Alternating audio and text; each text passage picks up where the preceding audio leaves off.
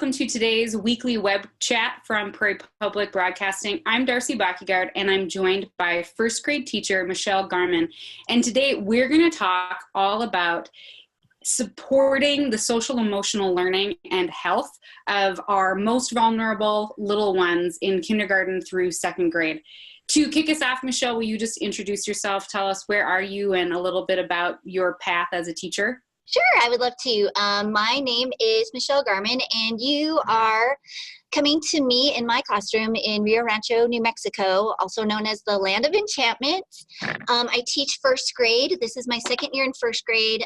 Before that, I taught kindergarten for 10 years, and before that I taught preschool. So being an early childhood educator is near and dear to my heart.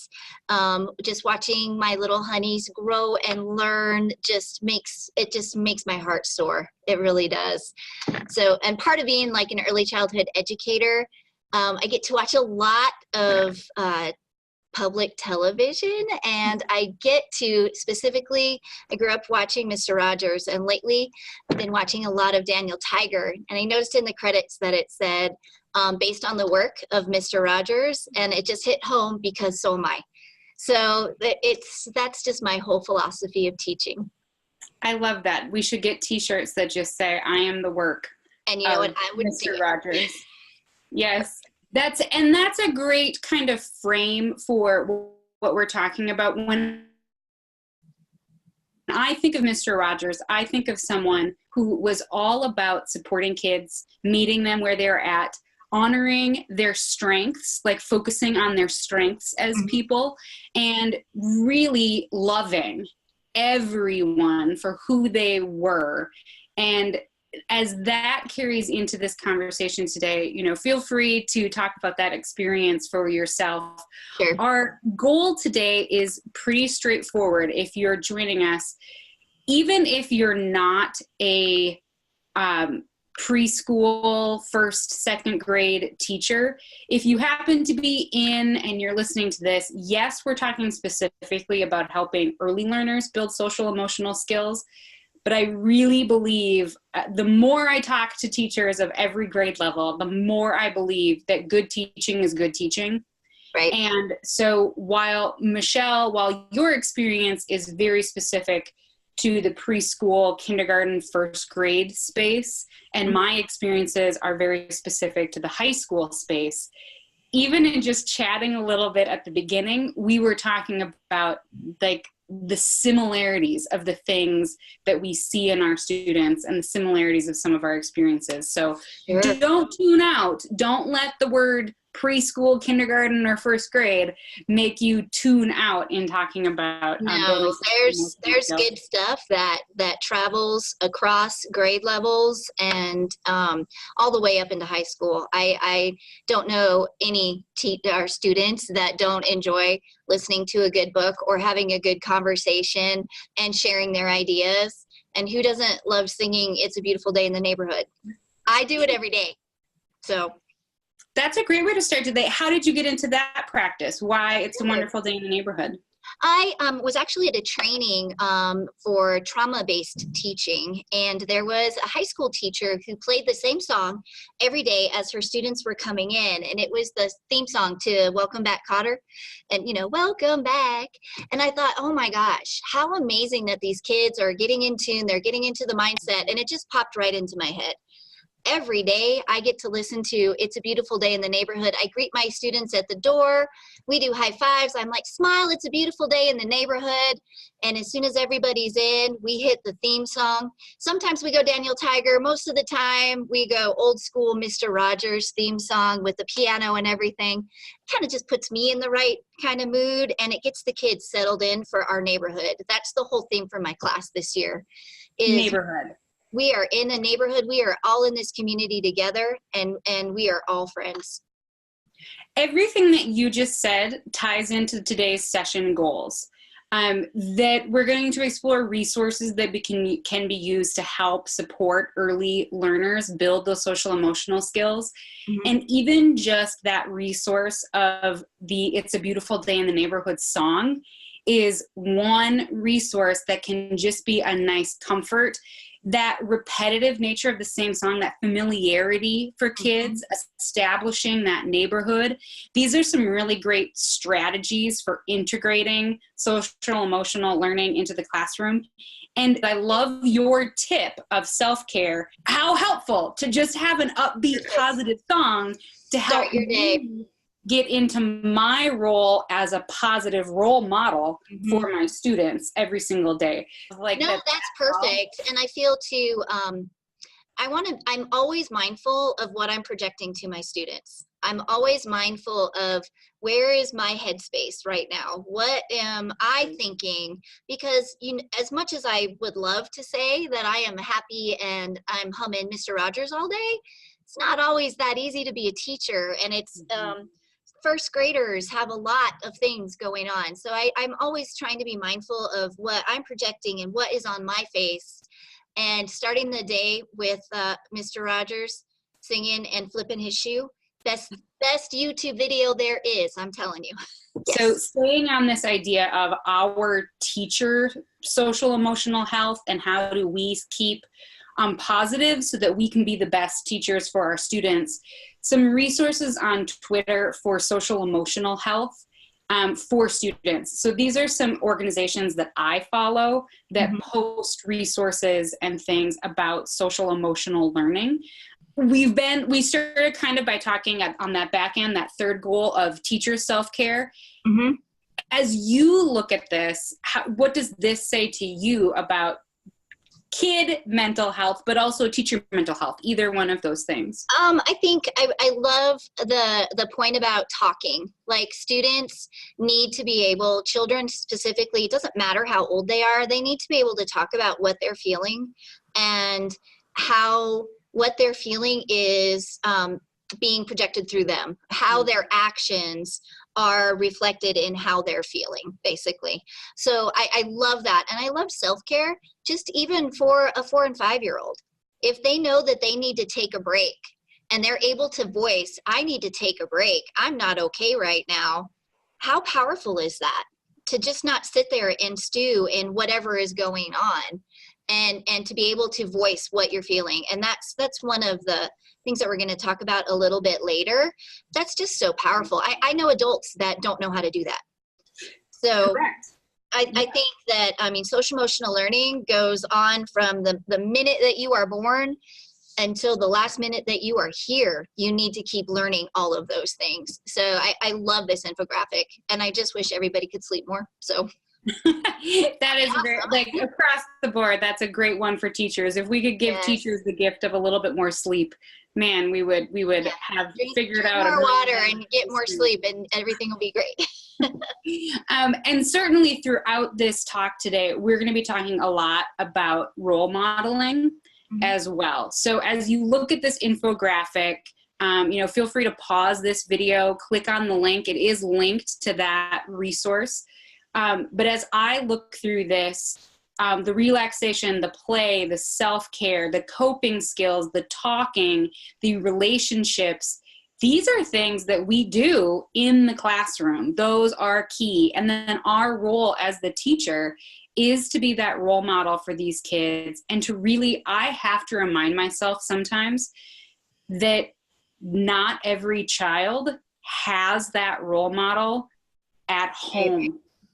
You also shared this great infographic. Yes. This is the castle wheel.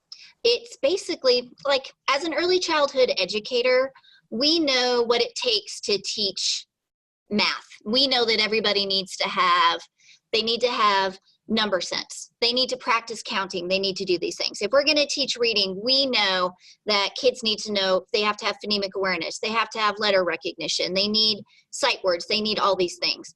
What this CASTLE wheel, and CASTLE stands for the Collaborative for Academic and Social Emotional Learning. It's castle.org is amazing. What they did was they put together all of the pieces that go together to making you a healthy, socially emotional, aware person. So all of these components, the management and decision making, social awareness, self-awareness, and relationship skills, are all the pieces that need to come together to make you socially emotional aware, to make your learning complete, basically, to make you a good communicator. And it's like you said, it's all tied together. Classrooms, schools, homes, communities, everybody plays a part in what this is. There's no like place that you start and then place, like after you teach all the lessons all the way around, everybody's good. That's not how it works. But I mean, it's a great identifier just for the different components of what goes into teaching social emotional awareness, because there's really not like a curriculum that a teacher can put their hands on and say, okay, wow, This you will look take happy. care of it. Yeah, it's a great guide. And that the castle.org is an amazing website. I encourage everybody to go check it out. I frequently think of social emotional learning as it gets simplified in my mind of kids are nice to each other, they're good people, but kids also need to learn how to be nice to themselves. Yes. And that's the orange part, that's self-awareness and the self-management. Right. And I have this printed, and it's on the wall actually behind my computer right now. Okay. It's to kind of as a good visual reminder, so I can just go, okay, this is where we are, and this is what I need to do, just to kind of remind myself. So how do you talk to your first graders about what self-awareness means? Sure. Well, you have to think about what's developmentally appropriate and what stages in their growth the students are in. And usually like preschool, kindergarten, even some into first grade, they don't have names for the things that they're feeling. They can feel the emotions, but they can't recognize what they are. So students that can get angry, they don't know that feeling is going to stop. They don't know how to identify, wow, I feel shaky, my head is hurting. So we do a lot in the early grades of just kind of identifying, well, this is what this feels like. Have you ever felt like this? What can we do to first identify and then kind of help later? What do we do when we feel angry? What are some things that we can do when we are sad? Am I going to be sad forever?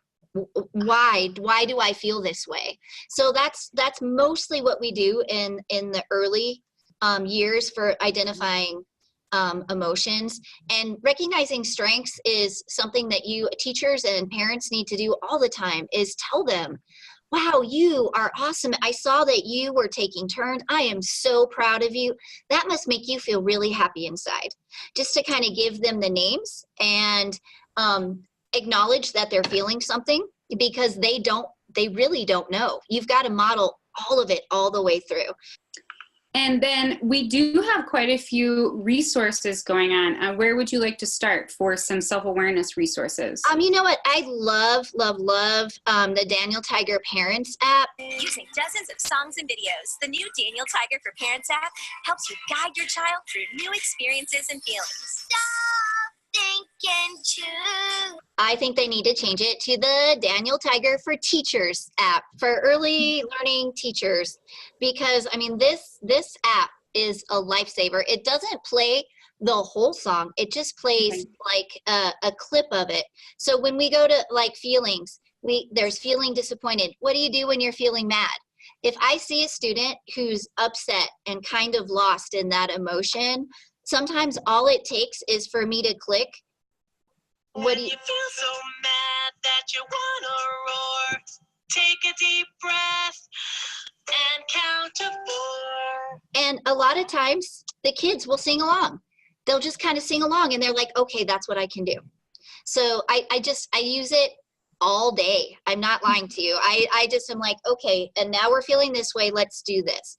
And sometimes the kids will just kind of like burst into song, like we're in a musical, and just start singing the clips from the Daniel Tiger app. And it's just so much fun, and it's just so handy. So that's really empowering, though, that if they can start recognizing in each other the emotion that someone else is feeling, that's that recognizing and being socially aware. But that's huge if they can start to recognize, oh, that child is angry, and so here's something you can do. Yes. Yeah.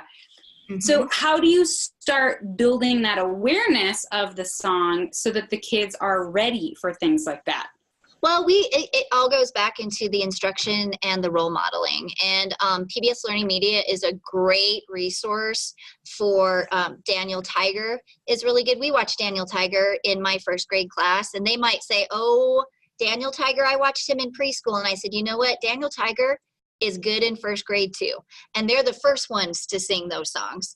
So we talk about, hey, I noticed that you were having a hard time playing with your friend that you were not sharing. Well, I think I remember a song about that, or maybe we watched something. Guys, do you remember what that was? And we'll find it, and it's just a short little clip. Find it, watch it together, and then we can bring our own experiences into what's happening with Daniel Tiger. So eventually, we just get to the point where we just maybe even have to hum it, or we play it, or like I said, in our classroom, our only rule is we are all friends, and friends help take care of each other. So they kind of watch each other that way. Oh, that's a powerful rule. At the beginning of the year, when we're building our community and we're working on that self-awareness piece on how you're feeling, because our theme is it's a neighborhood, we're all a neighborhood. I have the kids, they make little paper houses, and we glue them all on the back of a bookshelf. So we make a physical neighborhood. And then I video the kids just with my phone, just saying, hey, my name is Johnny, and I really like to read books about food, or I really like to play spaceship outside. So I video that, and I attach it to the house with like a little QR code. So the kids can come up with their tablets, scan the QR code, and watch the video of each student.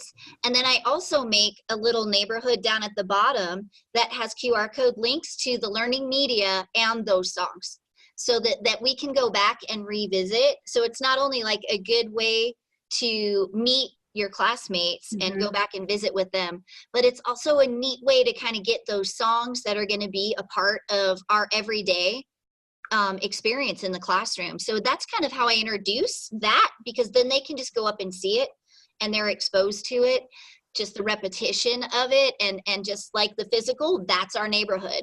This is where we are. These are the songs that we sing. This is what they mean. And we introduce it as the year goes on. So it's just a really fun way. It introduces technology, the class to each other, and the videos and things. Peg plus Cat's got a house down there. So it's a lot of fun. That's a really cool visual of having the kids in the neighborhood, and what a great way to start building that sense of classroom community. It goes back to you playing that song, welcoming the students every day of It's a Beautiful Day in Our Neighborhood, that we are neighbors together, and we, like you said, we take care of each other. And so what a great interactive, and then we're not talking about it in this chat explicitly, but you're also building those tech skills of helping them interact with video and doing some of those other things that we know are also important. So I created a flip grid, and those are two of my students right there. And this is Peg plus Cat. And if you're not familiar with Peg plus Cat, Peg is a little girl. It's a math show that has really powerful social emotional connections to it. Peg, when she gets into trouble, will say, I'm totally freaking out. And she shakes her arms. And then Cat goes tap, tap, tap. And they count to 4. And my kids just love it. So that little video is super cute. These are two of my honeys. I am totally freaking out. You genius cat. I should count from 5 to 1. 5, 4, 3, 2, 1, 0. So that's the introduction to the flip grid. And down at the bottom are each of my students talking about what they do when they get mad. And it's super powerful. The kids come back and they can click on each other. And it's one of them stomps, and some of them tear paper, and some of them growl, and some of them lay down on their beds and take deep breaths. So it's all things that we've been working on. I was reading books and we were watching videos, and this was like the end result, as we made it to be a tool that would help each other calm down when we were getting so mad. So this is a really fun, free way for the kids to access each other, just talking to each other. That's an amazing set of resources and integration strategies for building some social awareness. As we go back to our wheel here, we're talking next about that self-management. The self-management part in the lower grades, in like preschool and kindergarten, that's where you spend the bulk of your time. That's when, once you identify that, yes, you are mad, it's figuring out what to do with the mad that you're feeling. That is, that's pretty tough. And that takes a lot of modeling. That takes a lot of, self-discipline.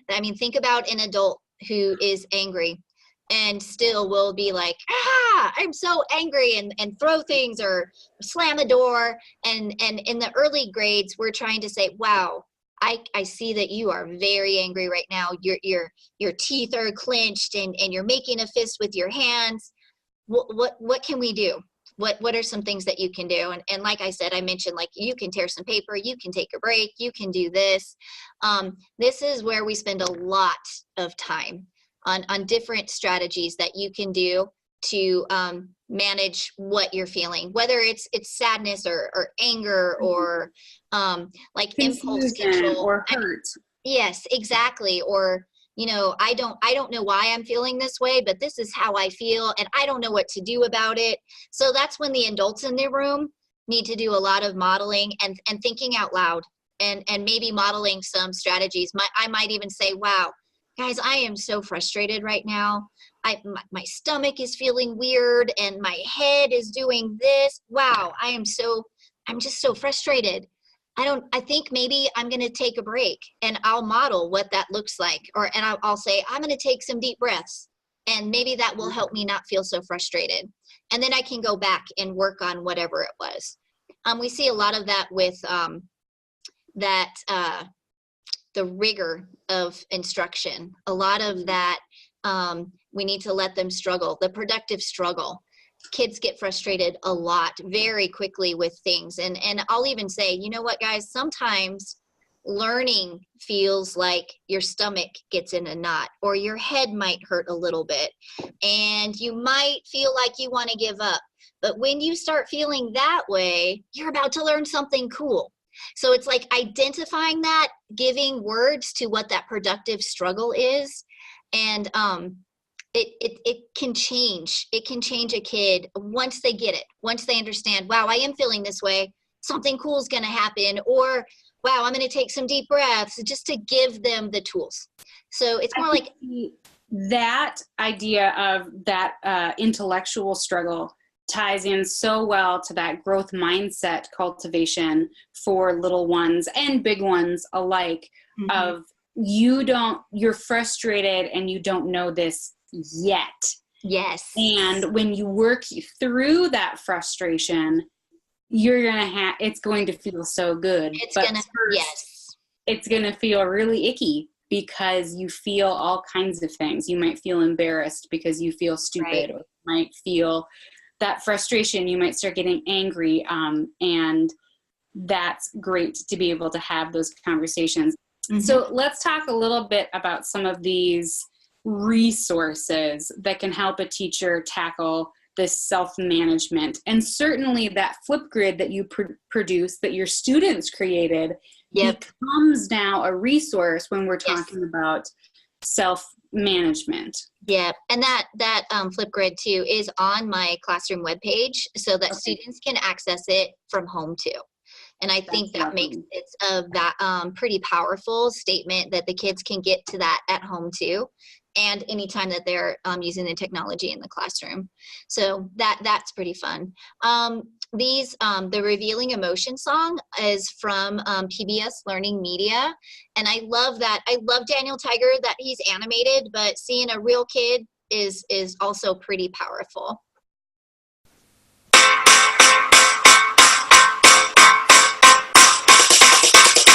I smile when I'm happy. I cry when I'm sad. I yell when I'm angry. That's another word for bad. I'm quiet when I'm old. I hurt you. I'm the scream like this.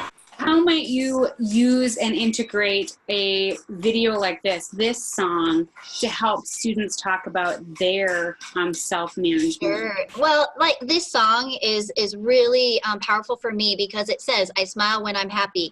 I do this when I'm sad. So that the kids can kind of identify, again, what are they feeling? This is what's happening. I also use pictures. I have a bunch of different pictures that are just posters, basically, that we talk about throughout the beginning part of school. And I use them again later in the year to, this guy actually just came off of our door. So I tape them to the inside of our front door, and I challenge the kids to tell me what they think this guy is feeling. And they, they write it on a sticky note and we stick it on the door. And then maybe the next day I say, hey, have you ever felt like this guy? What were you doing when you felt like that? And then they write that on a sticky note on a different color. So they'll write, well, yeah, one time I got this really cool game and I won and it was so exciting and that's how I felt. And then I challenge them, we do this for 2 days. How do you think you could help a friend feel like that? So we use these posters throughout the year. I actually got those from Lakeshore. They were pretty inexpensive. So we have kids that are feeling happy and excited. Excuse me, I'm reaching. And even a little bit like this. So it's real pictures, and then they can identify how are they feeling. And this is how I felt when this is what happened to me, and this is what I'm going to do to help a friend either not be sad or feel super excited. So we keep that on our door, and a lot of teachers that walk by will like interact with it and say, oh, how do you think this kid's feeling, to their classes as they walk by. So it's a pretty powerful tool. And it's so simple. It's some of those most simple things of just reminding, like you said, giving kids the language, giving them the tools. And it also connects really well to some of our next topics of like that. Now, how do you build relationships with other people? Right. One of the things that I just want to point out quickly about PBS Learning Media, because that great graphic that you have of the wheel, and we talked about supporting kids in the classroom, in the school, like at home, is just a reminder that for any of these clips on PBS Learning Media, there's this handy little share and assign button over on the side. And this will give you some quick links so that you could share this song home and send it to parents. So whether it's in a Seesaw newsletter, or you mentioned that you have a class website, I always used Remind for my students, and parents could sign up for Remind as well, because Remind is a really handy, it sends texts to students or parents, whoever has signed up. But I could easily see, one of the things that I like about Learning Media is it's all integrated there for you. So you could throw it on your class social media. A lot of classes have a class Twitter account. And now you're extending that resource directly home to the parents and giving them, we talked about different emotions today. Here is the video.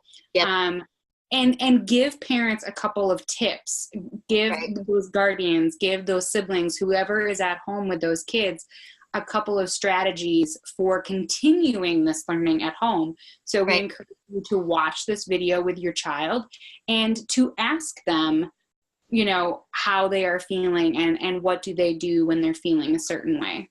Right. It extends the school day. It's such a powerful tool. And a lot of times parents, and I can't speak for the upper grades, but parents in the lower grades just want to know what they can do to help. And they want those talking points, and just sharing the links. I do it on my Facebook all the time. My friends think I'm crazy sometimes. I'm like, guys, no, watch this. It's so cool. So, and I get lots of likes, so do it. There you go. So just some nice, and whether it's a resource from PBS Learning Media or not, just that reminder that if you can share that, whatever mechanism you have for, you've built your classroom community, whatever you're doing to keep parents in that loop and connected, share that resource home with, like you said, a couple bullet points of some integration strategies. This is a really neat resource that my friend, teacher Julie Hildebrand, fellow PBS digital innovator, she did this project with her classroom for goal setting, which goes into that self-awareness piece. These are her classroom goals. She had them sit down and kind of type, like, what is my goal? My goals are to like get 600 dojo points, or to count to 100, to read 6 chapter books, all of these things. As soon as I saw that she did this, I did it on my class too, and they loved it. They loved it. This is a Padlet, which is also another free resource that kids can type up and see their work pop right up on a smartboard or on the web page or whatever it is that they're linking. And it's super powerful to set like academic goals, but in my class we also set social emotional goals. So it can be something like, I can show kindness by helping a friend, or the academic goal can be, I can find 3 new words every day, or I can help a friend. Those kinds of things. So on my kids' desk right now, they all have like a little sticker chart, and they write their own I can positive statements. One is academic and one is a social emotional learning goal. And as I see them following those objectives that they've set for themselves, I let them color in a day. And as soon as their charts are full, they get to have lunch with me, which everybody is working for, and they're super excited. I had no idea that I was such a popular lunch date until I did that. I kind of said it as a joke, like, you guys get lunch with me. And they were like, yes. They were so excited. So this is a fun way to do this with technology, but you can just tape a piece of paper to a desk. Sure. And have them set their own goals, or, I can take a break when I need to. The power of this is whatever you're doing of making that goal visible. If you tell someone else, if you tell that to another person, they can help hold you accountable and be your cheerleader. Right. And so making those social emotional goals, and I like that chart. That's simple, and how sweet that they really want to have I know it does. It makes me really happy, and I had no idea I was that popular. So yeah, well, at least with the 6-year-olds, here I am. That speaks to the power of the neighborhood, though, that yes. They do feel safe, and so that Maslow's hierarchy of needs. If kids feel safe and they have those basic needs met, they're going to be able to yes. really take off doing those academic skills. Right. So we've talked about that orange block, the self-awareness and self-management. Mm-hmm. And so this to me ties really well into that self-management. Like, it feels like there's quite a bit of right once you know how to self-manage, you need to start making some decisions about right. what choices you're going to make. Exactly. So what does that conversation look like in the classroom? It could be a lot of, at the beginning of first grade, end of kindergarten, it's a lot of reflecting. Like, oh my gosh, this happened and there's a consequence. Or because I did this, this happened. So we have to kind of go back and reflect on, wow, maybe we should have made a different choice. Maybe we could have done this and this. And we talk about the situation afterwards a lot more than we talk about analyzing a situation. We start with the end first, just because these kids developmentally, that's where they are. I mean, it's more like, wow, that just happened, guys. What are we going to do? What are we going to do? This kiddo pushed somebody on the playground. Wow. And now he is in trouble. And now he doesn't get to do these things with us. I wish that he would have made a different choice. He was in a conflict with a friend. I wish that he would have maybe tried to share it, or maybe he could have talked it out or walked away. So we use it as another talking point to model those decisions. I could see analyzing situations and identifying problems before they happen in the upper grades, but we can sure talk about scenarios about, well, hey, maybe next time when you're in that same situation and you really want that swing and somebody else has it, maybe we could do this instead. Or did you try this? Or, hey, is this a huge, big problem? Or is this a little problem? And have you tried making a deal? Maybe you could say, you can swing and I'm going to sing the ABCs. And when I'm done, then you get off and then it'll be my turn. Just to kind of give them the tools to get into those situations. I could see responsibility is more like, was that a good choice or a bad choice? So I like the building off of your Flipgrid entrances. I could easily see kids getting different little scenarios that they have to role play. And same thing, posting some videos of what are some kind of like choose your own adventure stories. And how are you going to solve this problem moving forward? And we have a couple resources again here for responsible decision making. Anyone that you would like to highlight? I will always go Daniel Tiger. The Sometimes Friends Feel Different Ways is really powerful because it kind of shows like you can be friends, but you might not be happy with each other all the time. I love the expressions on these things too. Like you can see who's happy and who's sad and what are we going to do? It's a really fun video. It's a great song. And I love that Daniel's mom is always there kind of as like the healing guiding force on what you can do. This song is also on the Daniel Tiger app too. And it kind of links to let's find a way to play together. Find a way to play together. And I sing that a lot. So it's kind of neat, different ways to kind of say, wow, my friend is not happy with me right now. What can I do? What are the things that I can do? What are the strategies that I can do? And so that kind of takes it to the next step of this is how I feel. How does this person feel? And what was my role in what that is? So. And you shared recently this example of PBS Scratch Junior and a lesson. Could you just talk about, so Scratch Junior is a coding app, so students can practice some basic computer coding, which really helps kids think sequentially and think through the elements of a story, think through cause and solution, like if this happens, then this has to happen, or in order for this to happen. How have you used Scratch Junior as a tool to talk about social emotional? Yeah, Scratch Junior I use as kind of a storytelling way, a storytelling method. So this is actually me introducing the lesson. We just did this last week. So we were talking about identifying whether a problem is a big problem or a little problem, and what we could do if a friend was upset, or if you were upset with a friend. Could you go find another game to play?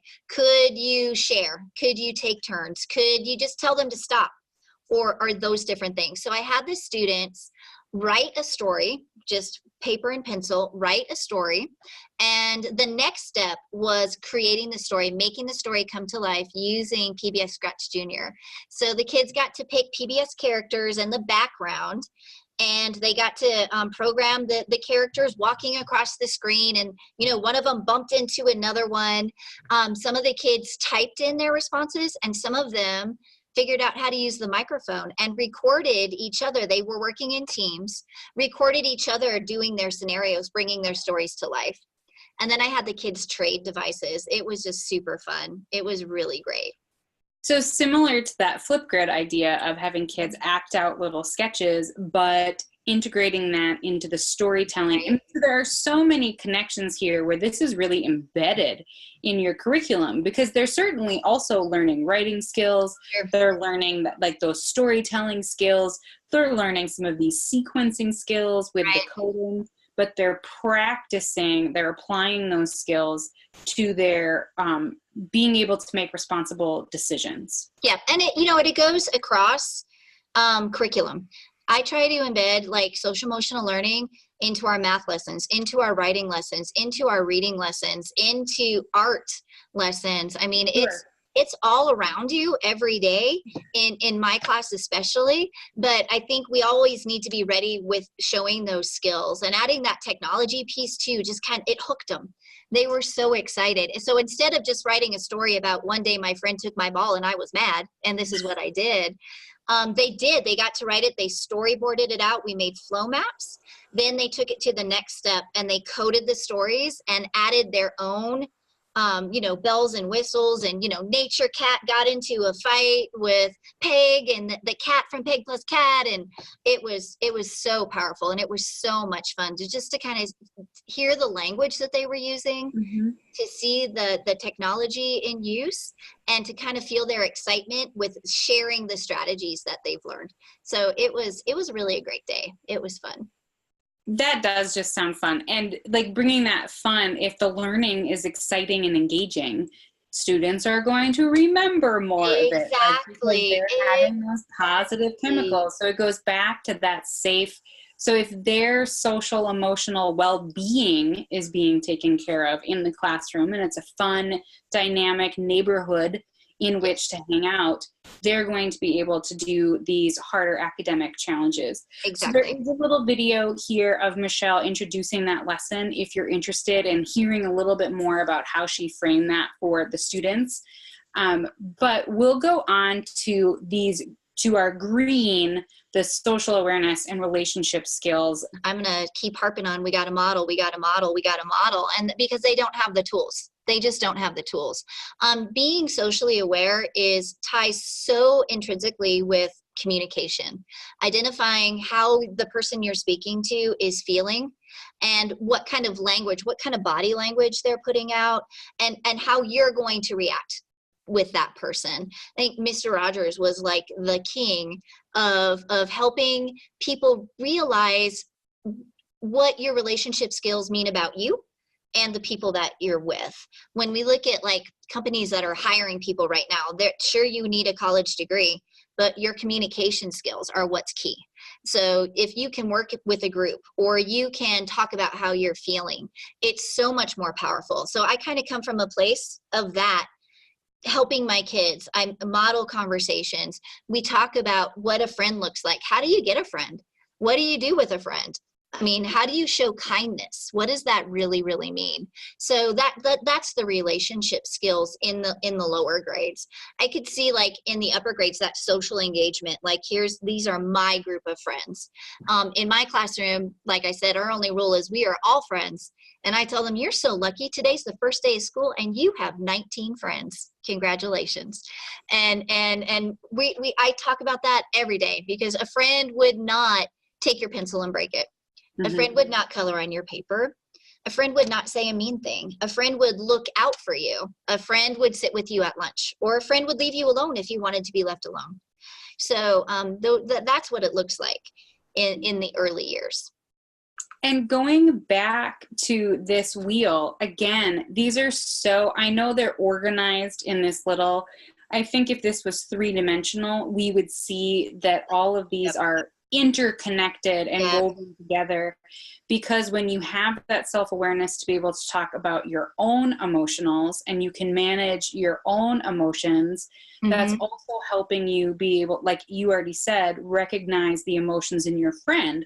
When your friend is feeling something different, that's a really key relationship skill. Really do. Or even sometimes my friend wants to play with somebody else. Are they still my friend? And that's such a tragic question in first grade. Heartbreaking. It's heartbreaking, but you can say, wow, and I model this with my colleagues. My first grade team is amazing. And I will say stories. I'll be like, boys and girls, Mrs. Tafoya and we always eat lunch together, but then she wanted to have lunch with Miss Madrid. And I was so sad and I didn't know what I should do. But then I went and I had lunch with Mr. Hugh. So I think that kind of modeling kind of shows that adults are going through this, kids are going through this. I can still be Miss Tafoya's friend, even if she has lunch with somebody else. It's okay. And the world will not end. So this Daniel Tiger Tea Party game is perfect for that, for recognizing friends. And it's a little bit like, it's very preschool. It's just kind of passing out, pick the teapot and pass out the plates, that kind of thing. But it's good for the littles to recognize that I have a lot of friends. Fine, I don't just have one. I'm glad you're here to help me make a tea party for me and my friends. First, you can pick a tablecloth. My first graders, Wow, you can choose they do not love this game as much as my kindergartners did. I love Pig plus Cat for this song. You Can Always Count on Me shows the healthy relationship between Peg and Cat. Peg, thanks for helping me down from the tree. No problem, Cat. You can always count on me. And that's what friends do. They count on each other and they help each other. Visiting the zoo, and an elephant sits on you. I know, it's so fun. Under his toes. Yes. Well, and I just love the relationship. Like, I really feel like everybody needs to have a cat. Everybody needs to have that friend that just taps you on the shoulder and says, hey, take a deep breath, count down from 5, and everything's going to be okay. Kind of like take you out of the moment and make you feel like you have a friend and you have a strategy that you can use. So yeah, I love Pig plus Cat. And expanding from that cat relationship, I like that image of we all need to have a cat. And I think there's some high potential for a cute little writing art assignment there of like, who is your cat, quote unquote, for kids to be doing, and like replace Cat's face with a picture of someone or a drawing of who is their cat. How do you help talk to them about social awareness? This is the toughest one. I think developmentally, when you think about a preschooler or even a kindergartner, and the majority of my class, they are very self-centered. I mean, they really are the center of the world. They can't, it's hard for them to think outside of themselves. It really is. So this is to take somebody else's perspective is pretty difficult for them. Respect for others is an easier part of social awareness to teach. I mean, it goes back to being a good friend, being kind, talking about telling the truth. We don't hurt our friends. We don't say mean things. Our friends might look different from us. Our friends might eat different things from us, but there's always something that's the same. So we talk about same and different, or find something that's familiar, find something that's comfortable. But we are all friends covers everything. It covers if you're a boy or a girl, where you come from, whether you were born in this country or you were not, whether you identify as male or female or something else. That doesn't matter in a classroom that is socially aware and shows empathy and respects each other. So that kind of is where I come from with this in the early grades. I could see it being super powerful up at the high school level and being aware of different things, and maybe even taking an activist point of view on things that you don't agree with. In the lower grades, it's more like, I need to identify what that person is feeling, and I need to be able to tell them, I love that you did this. I'm so proud of you that you tried, and I'm so sorry that it didn't work out. Or, you know what, we are all the same, but we are different at the same time. Life's Little Lessons is an amazing collection actually put up by the Fred Rogers Company a few years ago. It's lessons, it's complete lessons tied with media clips and games. They're all put together for you. I mean, it's just a couple of pages. It's got like parent tips, teacher tips. It has those catchy little songs. You can search for strategies. It's a really amazing resource that I use a lot even in my first grade classroom right now.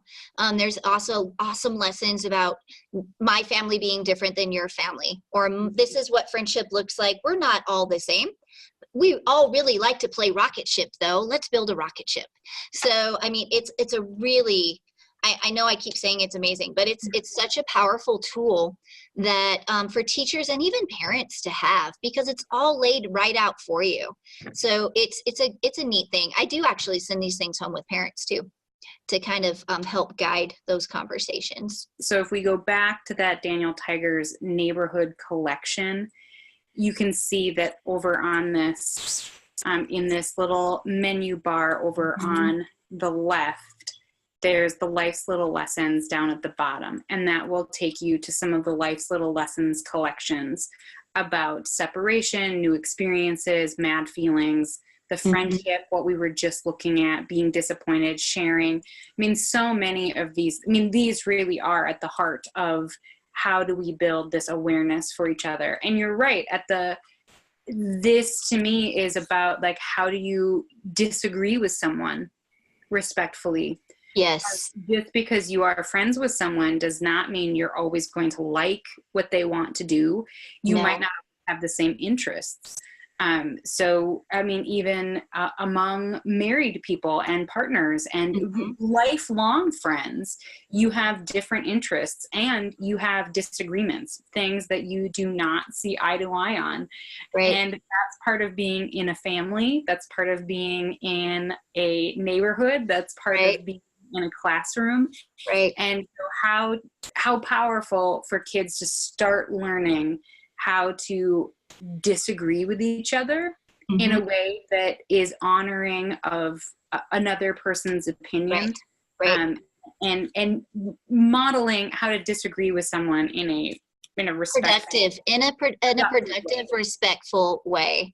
I know I use the word neighborhood a lot in my classroom, and neighborhood is synonymous to me with community. So once the kids understand that our neighborhood and our community, that we're not disrespectful. We're not disrespectful to each other.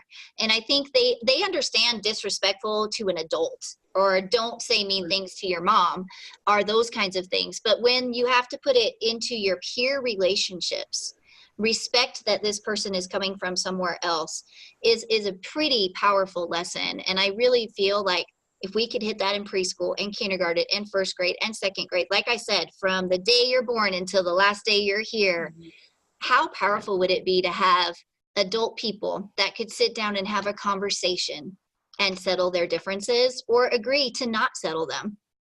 I think that I've long said that Congress and a lot of the adults and politicians in our country need to go back to kindergarten and preschool. Yes. And if they had a good few weeks back in preschool and kindergarten, first grade, learning this wheel of social emotional. Maybe we should send it. Yeah, I feel like all of you early childhood specialists, kindergarten, first grade teachers, you really should be offering some workshops for the people who are in charge of things right now. Because I think our larger community. Yeah, for your bigger community, because just like we were talking about kids needing models, and I feel this even more so at the high school level, where kids are, I think, probably watching more TV and are seeing more things. I very much feel that right now there aren't a lot of great role models out there who are modeling things for students. And I think that ties us back to our final role model. You know, it happens so often. I walk down the street and someone 20 or 30 or 40 years old will come up to me and say, "You are Mr. Rogers, aren't you?" And then they tell me about growing up with the neighborhood and how they're passing on to the children they know what they found to be important in our television work, like expressing their feelings through music and art and dance and sports and drama and computers and writing, and invariably we end our little time together with a hug. I'm just so proud of all of you who have grown up with us, and I know how tough it is some days to look with hope and confidence on the months and years ahead. But I would like to tell you what I often told you when you were much younger. I like you just the way you are. And what's more, I'm so grateful to you for helping the children in your life to know that you'll do everything you can to keep them safe and to help them express their feelings in ways that will bring healing in many different neighborhoods. It's such a good feeling to know that we're lifelong friends. Feels like he's talking directly to us as teachers.